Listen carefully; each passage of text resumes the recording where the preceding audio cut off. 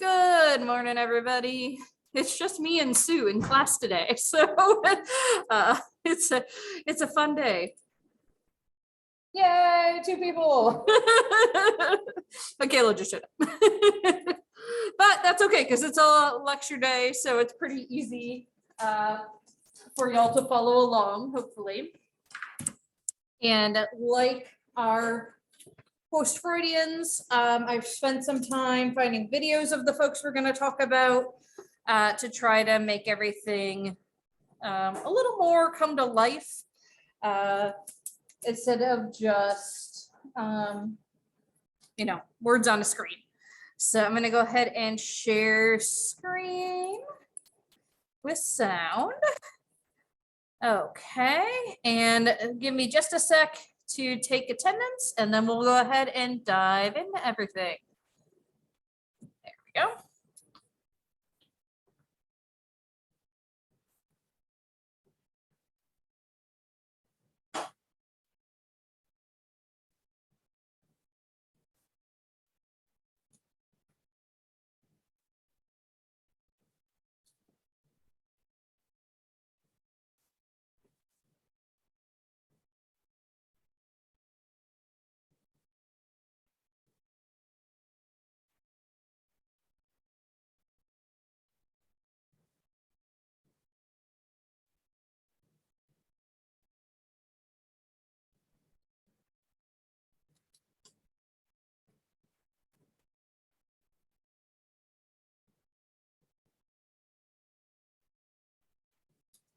All right, I'm just making sure no one else signed on while I was scrolling up and down the list. Doesn't look like it, but I'll check again later.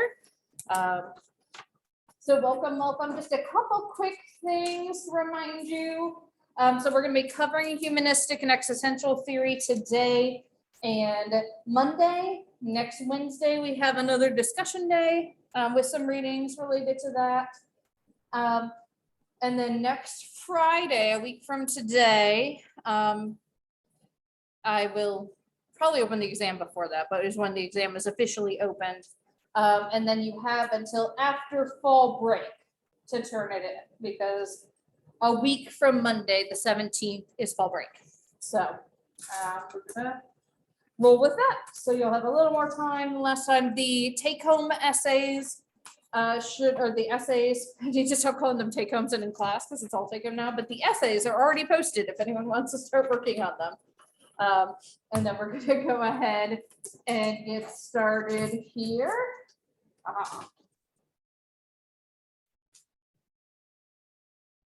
Okay. So this is a much more positive view of psychology than what we've been looking at.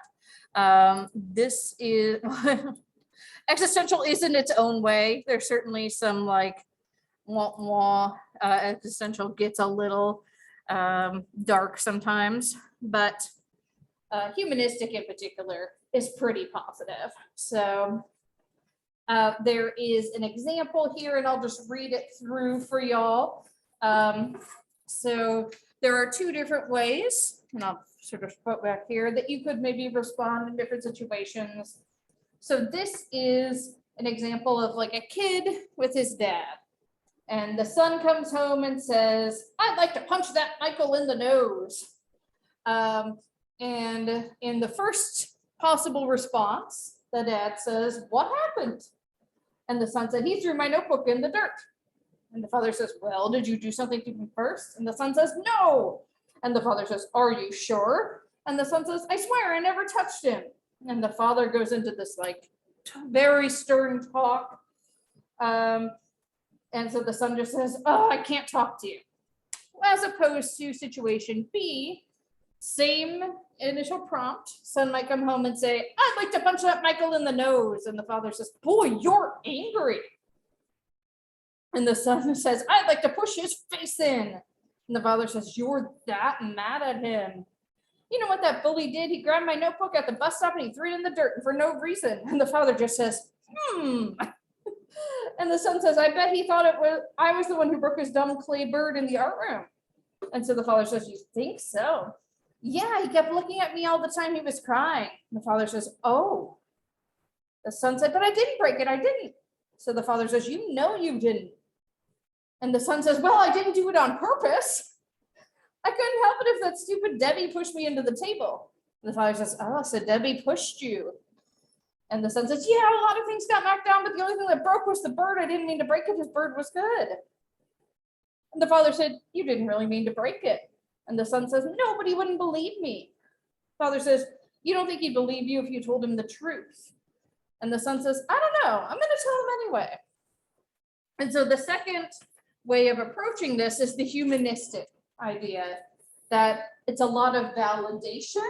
It's a lot of careful reflection of what the person's feeling.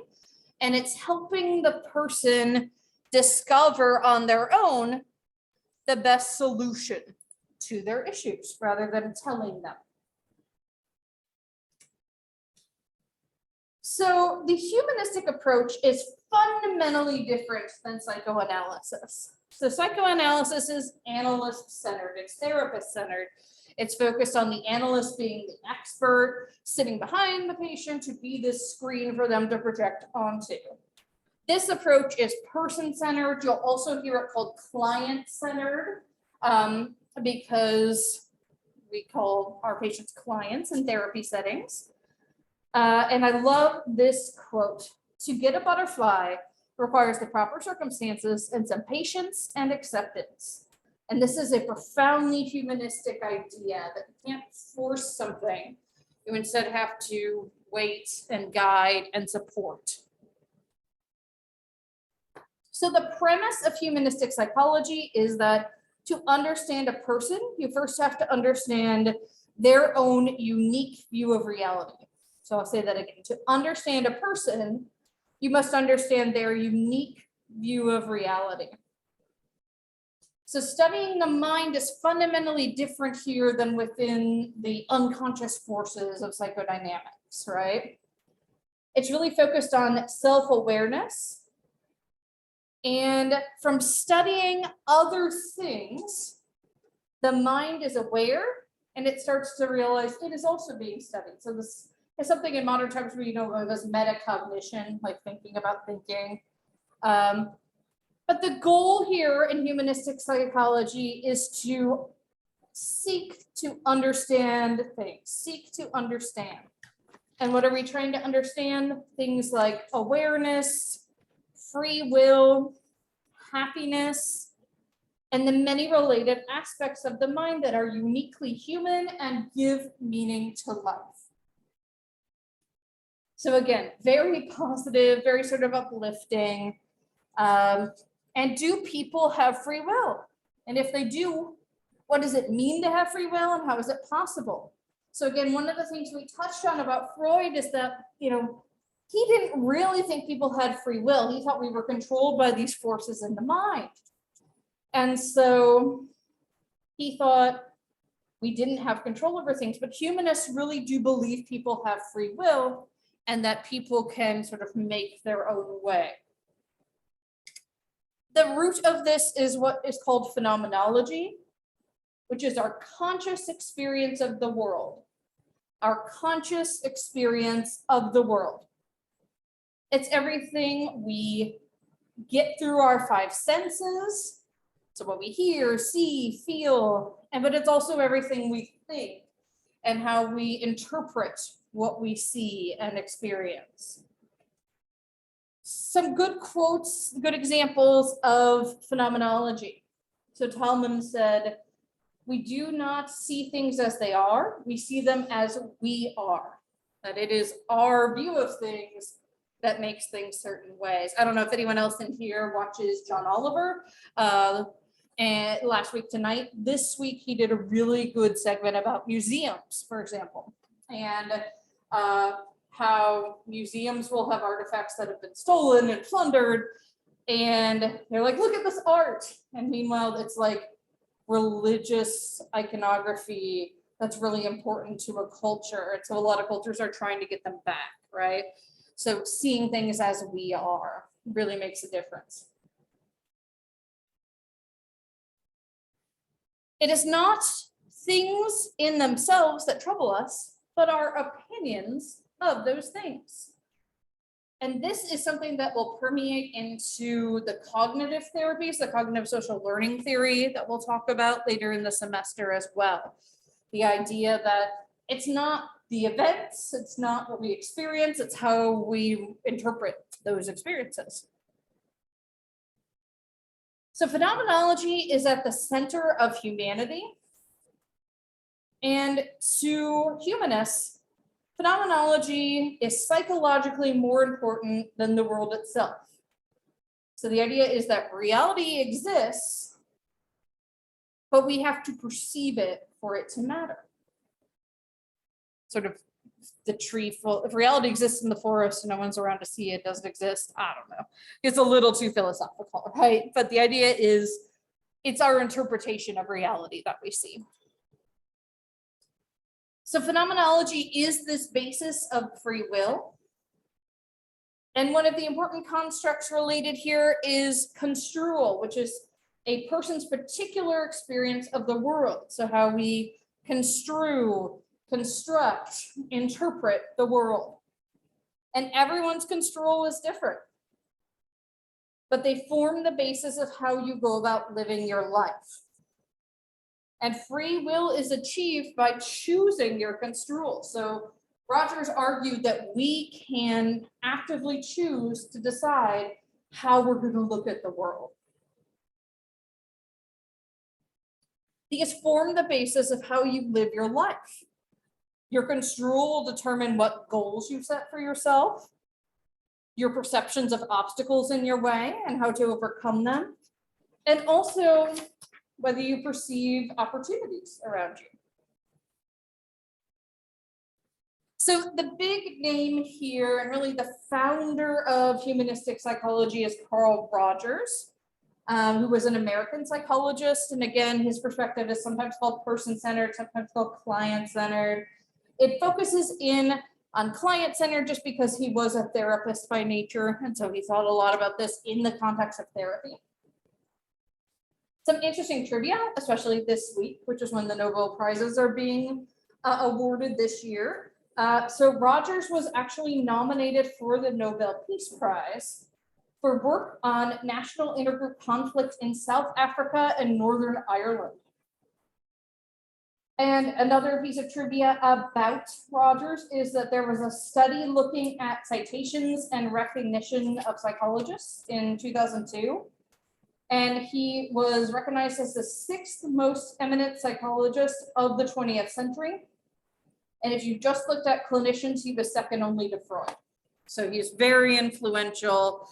A lot of people really acknowledge that his ideas helped form a lot of modern psychology. So we have arms of psychology called positive psychology that really came out of Rogers' ideas. And as I mentioned, a lot of the cognitive social learning stuff comes from some of his ideas as well. So this is something really interesting. And if you've taken intro, you've probably heard of self-actualization before. We're going to talk about the Maslow pyramid in a little bit. But Rogers thought of self-actualization as a verb, not a noun. It was a thing you were doing rather than a place you tried to achieve. So he said that this was something everyone was always doing. People have one basic tendency in striving, and that was to actualize, to maintain and enhance their own experience. So Rogers believed that everyone had a drive within themselves to essentially get better. Rogers believed that life is growth and development until your last breath. You were always growing and developing and trying to get better. He saw self-actualizing as a key process of life, and not only of life in general, but of finding yourself. And the process of engaging with life is critical. And for that reason, Rogers never used the word actualization. To him, that was too passive. To him, this was an active process for people, self-actualizing. So self-actualizing is a need to maintain and enhance life. The goal of existence is to satisfy this need. And Roger said, this is not easy. This is not for the faint of heart. The process of the good life is not for the faint-hearted. It requires you to stretch and grow almost continuously. To be oneself is scary as hell, but you can't really have courage without fear. But everyone has this potential within them to work on self-actualizing. Rogers came up with some constructs that helped explain what happens while people are trying to engage in this process. And one of them is organism. One of these days, I will not have just come off Freud and will not have wanted to say orgasmic. It's not orgasmic, it's organismic. There we go. Actualization tendency. This is sometimes abbreviated the OAT, the OAT. Within every organism, beyond humans, every organism has an OAT, has a tendency to grow and develop to fulfill their potentials. And humans are inclined to maximize their full potential. So some people might call this the soul. If we're thinking in like a Star Wars universe, this is the force. It's mystical, it's spiritual. The OAT becomes self-actualizing. And the process of self-actualizing is congruent with organismic actualizing. Then there's the organismic valuing process. Hey, I finally got it right on the first try. All right, we're rolling with it today. So people are born with the ability to evaluate their experiences in order to serve the OAT, that tendency. Rogers argued that to be a person and to interact with others, you have to learn that via processes. You don't come out of the womb knowing how to, do that. So it's built into the organism. It exists before we develop a self, but you have to learn it. Rogers' idea was that if given a chance, infants, children, up into adulthood will know or can learn what to do because of this innate process. It's potentiating. It's creating circumstances where we can learn. And in particular, Rogers focused on children learning and growing. So you evaluate the experiences and decide which lead to actualization. And you're going to sort of discard those that don't. All of this is guided by the sense of who you are or who you ought to be. And if you are matching up with who you are, then that is what Rogers called congruence. And that is the emerging of the self coinciding with the OAT. So you're developing an identity consistent with the view of self and using it to self-actualize. Incongruence, however, is where a lot of people end up. And this is where you don't really have it together. You're not really trying to work within the OAT. And the opposite of the OVP, that valuing process, is fear, insecurity, and mistrust. And these are created by what Rogers called conditions of worth. So this is a phenomenological contingency, the idea that we are expected and told to think in certain ways. And conditions of worth are communications from a person who influences your sense of self-worth. So for kids, this is your parents, right? I will be there for you if. You must believe, behave, and engage in certain things or certain ways of being. And if conditions of worth are not met, they imply you are not worthy of love, worthy of attention, worthy of respect. Conditions of worth limit your freedom to act and think, to really exercise that free will. And with these, over time, fundamental aspects of who you are as a person become foreign to you because the conditions of worth tell you not to be that. By trying to protect yourself, you can lose yourself. It's again the opposite of the OVP. It says that people, and in particular kids, are to be feared, mistrusted, and controlled. And they have power because the conditions of worth have power because humans have a need for positive regard from others. It's part of attachment and it's part of us being social creatures. So Rogers flipped that and said, okay, conditions of worth are awful. That they stymie people's growth. They don't let you engage in these processes that are really important. So we need to create something in therapy called unconditional positive regard. This is the antithesis of conditions of worth and also the antithesis of dependence on other people.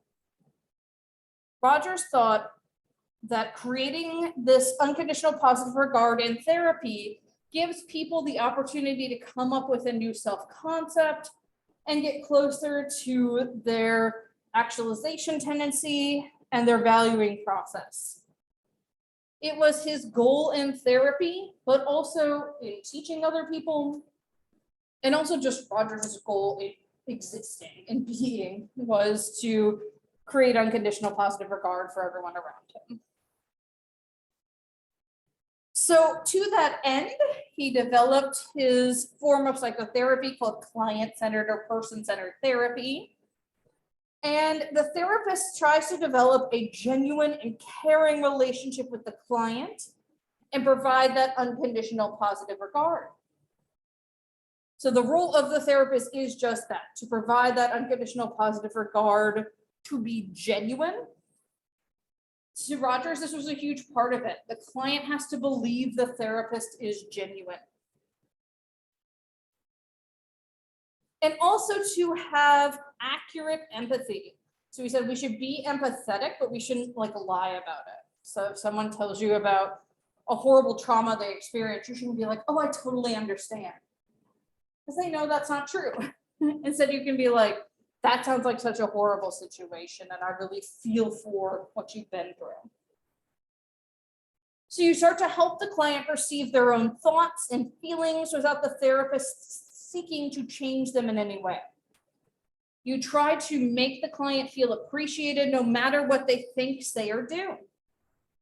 And the goal is to help the client become a fully functioning person, to work on self-actualizing, to get in touch with the out, and congruence, to create congruence between who they are being and who they have the potential to be.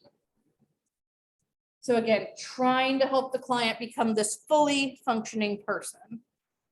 And actually, I'll have a video of Rogers talking about his therapy here. I am very fortunate, and the client is very fortunate, if I can feel I really accept you fully just as you are. Sometimes that's very difficult. I held an interview with a young man in South Africa. I didn't know anything about him. It turned out he was an officer in the South African Army. Now, for me, that meant it meant that I stretched my empathic abilities to their very limit to try to be with him, to try to understand him, to try to be caring toward him. I didn't feel I did too well. And yet, I've learned since that interview really changed the course of his life. So I feel that if I can be genuinely understanding, try to listen not only to the words, but to the meaning, trying to understand the person that's hidden within each one of us, that's helpful. If I really care about this person in an unconditional way, that's helpful. If I can really be myself in the relationship, not a professional expert, not a, quote, psychologist, not a psychotherapist, just me in that relationship, that's helpful. All those things are possible, and when they come together, that creates a very powerful climate for change, for growth, for drawing out the potential of the client. All right. Then I have a brief video of Rogers actually doing a therapy demonstration.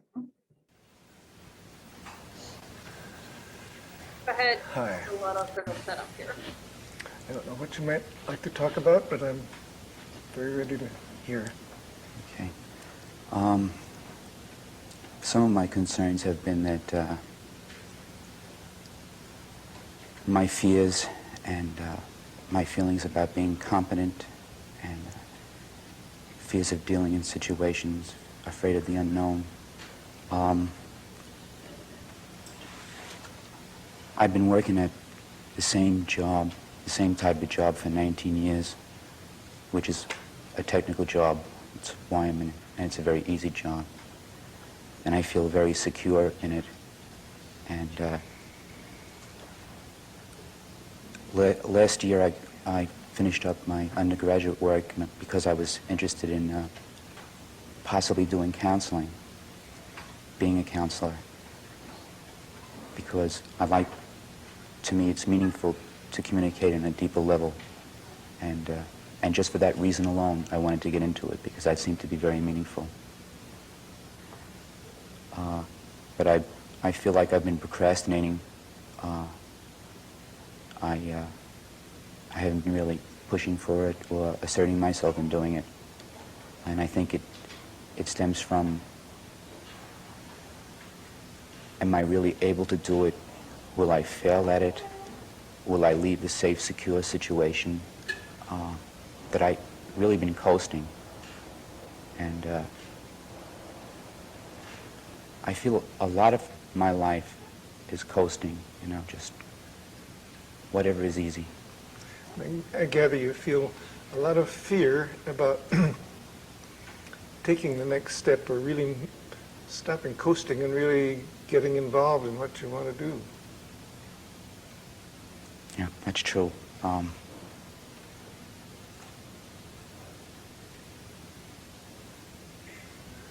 Can you say any more about that fear? What's the feeling of fear?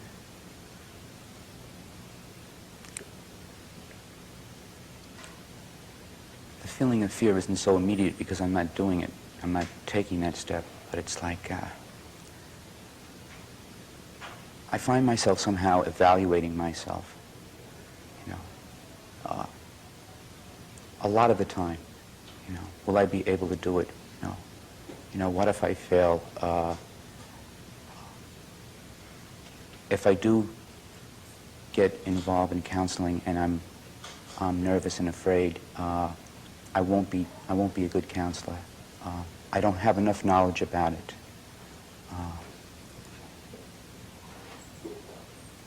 It seems to me that I've been thinking about this lately, and it seems to me that everything seems to be filtered through this. My accomplishments are filtered through this idea that I'm still not competent at what I'm doing. You just feel, I'm not up to it, I don't know enough, I might be nervous, I might fail, I'm really not up to it. Yeah, it's like even when I do succeed, I tell myself that I was successful. So you get a good feel for his style there. So Rogers is not telling him what to think. He's reflecting back and trying to pick up on like the key things. And you can hear that the client feels really validated by that. Until the fully functioning person to Rogers is someone who perceives the world accurately and without neurotic distortion. So that client we just watched has some neurotic distortion. He's never good enough. He doesn't like his accomplishments. He doesn't think he's going to do well. But also that takes responsibility for their own choices. And this idea of responsibility, we're going to hear a lot on Monday when we talk about existential theory as well. So the idea is that the fully functioning person will face the world without fear, without self-doubt, without neurotic defenses, to be unafraid of their own feelings. Life is rich in emotion and self-discovery. A fully functioning person is open to that and open to experience, and more spontaneous, not impulsive, but flexible and creative, open to new possibilities or ideas. So freedom here is having the capacity to use the information you have and then move beyond that information. So having the capacity to use that information you have and then moving beyond that. It's non-determination. The people who are fully functioning are in the process of self-actualizing. They are climbing the mountain. And so that brings us to Abraham Maslow. So he was also an American psychologist, and you may be wondering, why is there a picture of a cat? Well, when I was on my residency year, I volunteered at a local humane society in Augusta, Georgia, and this cat was a longtime resident. His name was Maslow. So there you go. He was very sweet. If our cat at the time hadn't hated all other cats, we probably would have adopted him. So Maslow was fascinated with the idea of greatness. Maslow wanted to be a great American. Yes, Katie, he was adorable. Very sweet boy. And Maslow wanted to be a great American himself. So he probably would not have been impressed with the fact that like his legacy was having a cat named after him. And he developed the hierarchy of needs, which again, you probably memorized for intro psych at some point, right? But I think it's still helpful to think about them. So the basic assumption of the hierarchy of needs is that the ultimate need or motive is to self-actualize, but that you can only get there when the other basic needs are met. And so this is really about motivation as much as personality. And so it's usually presented as a pyramid like this. I kind of liked the 3D visualization here. And the idea was you gotta meet the needs at one level before you move up the pyramid to the other levels. So the physiological needs down here at the bottom are basic biological needs: food, sleep, sensory stimulation, air, water, shelter, and Maslow put sex here. Requirements of the body and of the nervous system. If you can meet those, then you can move on to safety and security needs, which is the assurance of order and predictability in the environment and the removal of environmental threats. So you can be meeting all your basic needs, have food, have water, be in a home. But if that home is, I used the example this morning with my intro class of, one of the houses that got destroyed by the hurricane in Florida, or I think of the houses in the Outer Banks that over the past year have just like fallen into the ocean, right? That's not very secure, even if it's meeting all your needs. Or if it's in an environment that isn't safe. Some places in Ukraine right now, right? Used to be safe and secure, and now they're not because of the war, right? Then you're gonna have to figure out another way to get yourself to that point. Above that are the love and belongingness needs. So love, friendship, affection from others, membership in groups. This level fully acknowledges that humans are social creatures. We are pack animals. And that, this might look different for different people. There might be some people who need large groups of friends and to always be social. And for some people, this just might be a best friend or a partner, right? But that we need some sort of connection.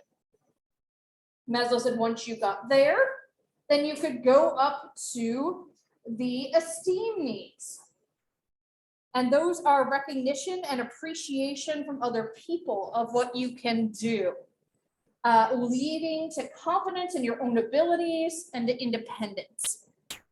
And now a really interesting thing is that later in life, Maslow actually argued that these two levels of self-esteem and love and belongingness might be interchangeable. You might be able to hit self-esteem before love and belongingness, but traditionally it's still presented in this way. And then the idea was you would get to self-actualization. And this is being all you could be, realizing your unique capabilities, And your book talks about there being 3 levels: knowledge and understanding, order and beauty, and the need for self-actualization. So each type of need must be reasonably satisfied before the next can be tackled. So you have to feel physically safe before you can establish intimate relationships.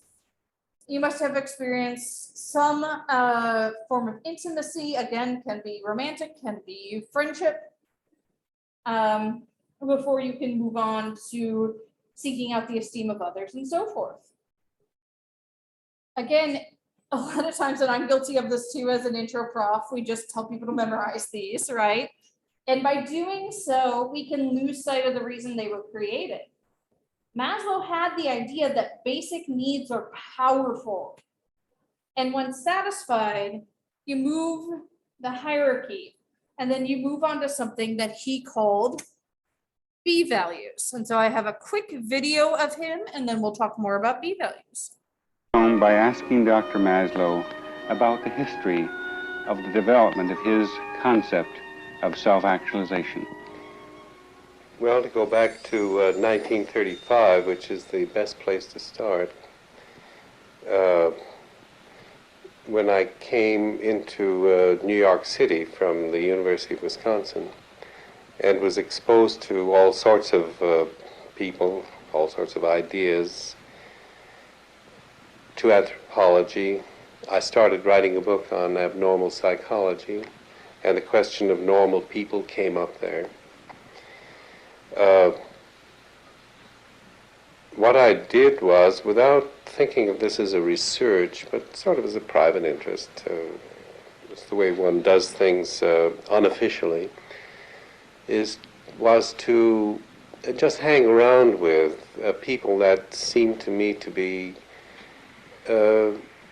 unusually strong or lofty, I remember was a word I used, or big, I remember was a word that I thought of then. And there were such people around. I picked them out and then unofficially just hung around. 2 of them were very admired teachers, and I tried to understand them simply. At first they were a puzzle. They behaved in a way that I couldn't quite understand. I tried to figure it out. And that was about the way it started. It became, you might say, a theory, a generalization, when I found for these first 2 that I was trying to understand, these lofty people, that when I had written to myself in my journals descriptions of each of them and kept on trying to figure them out, and then one day this big wonderful click happens when the 2 descriptions melted into one, and there was a theory. It was a generalization. It was no longer just a hobby or a casual personal thing. But it became something which suddenly clicked in with all sorts of other things, with the one lecture that Max Wertheimer, in his seminar at the New School, one lecture that he had, in which he had introduced us for the first time to Taoism, which I'd hardly heard about before. He called it Being and Doing, and it was very important for me. It was an extremely important lecture. About that time also I ran across Kurt Goldstein's Organism, and that fitted into this, and slowly, of course there are many other elements, I mean, but this is figure against the ground, the most important influences. And then as I worked on this abnormal psychology book and decided to have a chapter on the normal personality, because I figured psychotherapy ought to be for something, and my question was, where is it going? What's it all about? What's it for? And found to my amazement that there was no literature on normality or health, nothing. This kept on growing then, and I got more and more excited, of course, and sought out more and more individuals, tied this in with my great heroes from the past, the ones that I loved very much, Jefferson, Lincoln, so on. And in this way it grew. Essentially, this was a private thing. It was sort of, that is, for a scientific psychologist, for a laboratory man, this was, I didn't think of it as science. It was my private, like my private hobby, you might say. But then it slowly began to come into focus because I talked about my private hobbies, you might say, with my classes at Brooklyn College. And I lectured around and chatted and discussed and so on until I worked it up pretty well and then let it sit. That wasn't published until 7 years later. So that gives you I also like that because it gives you a feel for the fact that like theories don't always come out of like very scientific things, and yet like he ended up researching this and it can become By asking. scientific. So all right, the B values, the being values are, as I sort of argue, when you got to the top of the pyramid, then you worked on these. It wasn't like you stopped. So the being values, or the B values, are geared towards the attainment of fuller needs. The idea is you worked your way up that pyramid we were just looking at, your basic needs are met, but you feel like it's not enough. You feel like, I want more. So the B values are meta needs. They're above the basic needs. And the B values are fundamental. They are the highest human needs, but they're also simultaneously the deepest. The idea here is to be a human being. What are you being? Being now becomes an action word. Being the things that represent higher experiences about doing what needs to be done. So people express their humanity and celebrate it. To celebrate is to share in greater joy, to participate in an internal drama. And so these B values or being values, some of the examples were truth, goodness, beauty, aliveness, uniqueness, perfection. Let's see what else. Justice, simplicity, richness, totality, effortlessness, playfulness, self-sufficiency, and maybe the most important, meaningfulness. And so these, for Maslow, translated into his characteristics of self-actualized people. So you heard he sort of took these from some of his mentors and then applied them to some of the people he looked up to throughout history. So he said these people have a more efficient perception of reality, that they can detect who's being honest with them or not honest with them, and they can judge people pretty quickly. They have self-acceptance. They have a purpose in life. They're problem-centered, a sense of a mission to solve something. That they're autonomous. They want to be independent and not sort of held back by the culture of the time. That they have a sympathetic identification with others, and that they have deep and profound interpersonal relationships with others, but that they might only have a few of those. That they are people who, to them, differences among people, whether that be on class, race, education, what have you, are not important, but at the same time, as they have a need for justice, they recognize that society treats these people differently and that we should try to help them. They're able to distinguish means from ends, good from evil. They have a sense of humor. They're creative. They're able to transcend the boundaries of their own culture. But he also fully acknowledged that these people also had some problems. Sometimes they appear ruthless because they're so decisive. That if they are so far outside of the norm of their culture, they can appear shocking. They can become absent-minded because they get sort of so involved. And they're not free from a lot of the things that we think of in terms of guilt, anxiety, sadness, conflict. They experience those as well. All right, so I'm going to go ahead and end there today, just because I think it's better to cover all of existentialism in one day.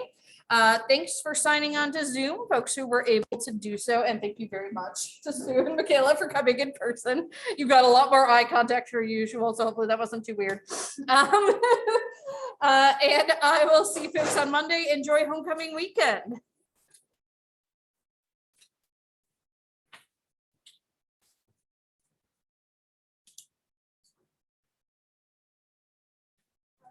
You too.